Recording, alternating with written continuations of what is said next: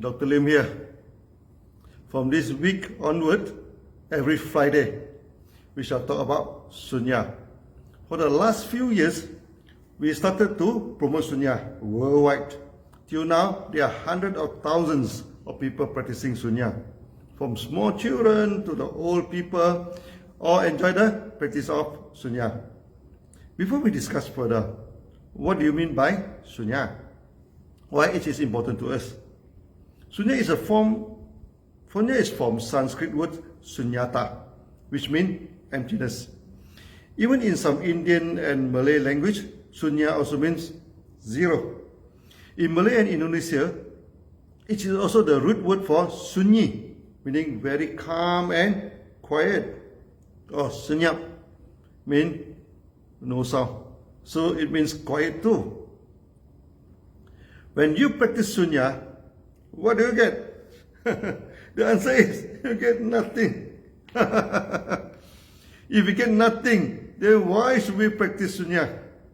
To make you understand the concept, I always use my handphone, as an illustration.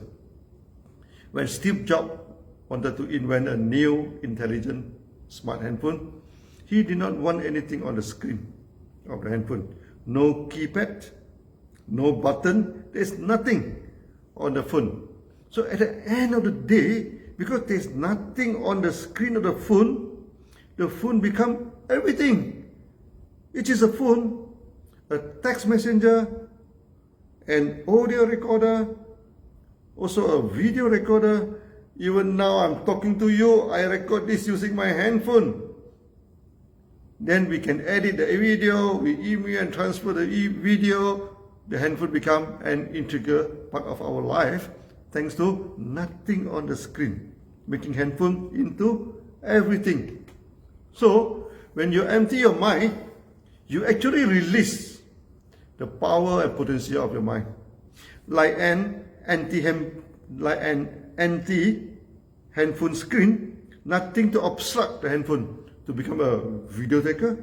When your mind is empty, nothing can prevent your mind from releasing its great power, its great potential, making it creative, making it into a peaceful stage and getting rid of your suffering too. Coming back to your handphone. Due to its various great functions, you use it extensively, sometimes it hangs and need to be rebooted and reset. Our mind are much more complicated than a handphone. And every day we are bombarded with various information, Sometimes the mind hangs. When it hangs, worry sets in.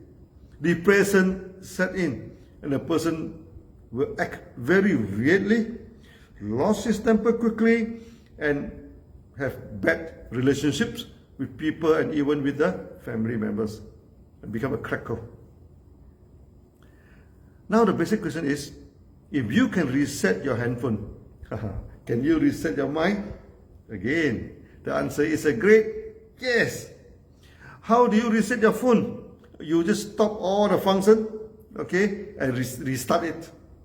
Then how do you reset your mind? To reset your mind, similarly, just empty it, and make a fresh start. How to empty your mind? Can you stop your mind from thinking? Oh, no. You cannot stop your mind from thinking. Only a dead man's mind stops thinking. When you are alive, no way you can stop your mind from thinking. When people have a troublesome mind, sometimes they go for alcohol to get drunk. Sometimes they smoke hashish and get high. Sometimes they dance wildly, and get lost. Just to empty their mind. Will it help? Nope. It makes your mind worse. After you become sober, all the trouble and suffering come back even stronger. When the people have to take more alcohol, more hashish, wider dances, and etc. Eventually, he will break down and become a useless man. So, how to detach your mind and make it empty? In the market, many gurus are proposing a lot of techniques. Some even apply patents for it, to make your mind happy. Some guru ask you to imagine that you're in a beautiful garden with lots of flowers, maybe the charming tulips with various color, red, orange, yellow, and etc. And beautiful butterflies flying here and there. Is it effective? No. It may calm down and relax your mind for a while. After that, you go to work and face a difficult boss. You go to the market and facing a complaint king who complain the products now from the packaging to the content of them. Your tulip disappear. Your butterfly no more. Immediately, you plunge into depression. The contrast of the beautiful garden and the real life scenario may make you feel more desperate. Every guru knows that he must relax your mind and make you happy. Otherwise, you may not pay him money, and support his luxurious life. And now there are two categories of guru from two schools. We call it the school of monkey and the school of donkey. Some guru tells you, boy, just relax now. Why take life so hard? Sell your house, sell your cars, sell your properties, bring the money here, live a carefree life. Just relax, no worry. Then the guru plays the music, and then you dance, dance wildly. In order to prove that you are relaxed, then you throw away your clothes and sometimes dance, in nude. After that, you become sober, and the reality of life comes back now, even more depressed. Then you go for stronger music, wider dances, with your eyes rolling up. After the music and dance are not enough, then you started to take alcohol. After that, alcohol is not enough, then you started to take drugs. Eventually, you use up all your money. What to do then? You go to the markets now and hunt for some dummy. Ask them to sell the house, sell the cars and properties, and enjoy your couch. Using the money of the newcomer to support the oldcomer. The organization of the guru become a great Ponzi scheme. This school, we call them the monkey school. Another type of guru asks you to do away from the world and society. Live in a mountain or some forest or some very quiet retreat.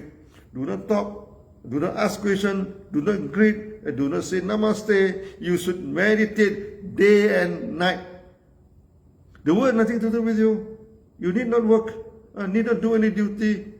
Just escape from the world and do meditations. Eventually, you lost expression on your face now. You talk slowly, walk slowly, and you have no emotions. Okay, you become a walking zombie. This type of school, they do not do their duty, They do not take care of the family. They never care for the society, They are the donkey school. So, when you want to meditate, make sure you are still a good human being after the practice. Do not turn yourself into a monkey or a donkey.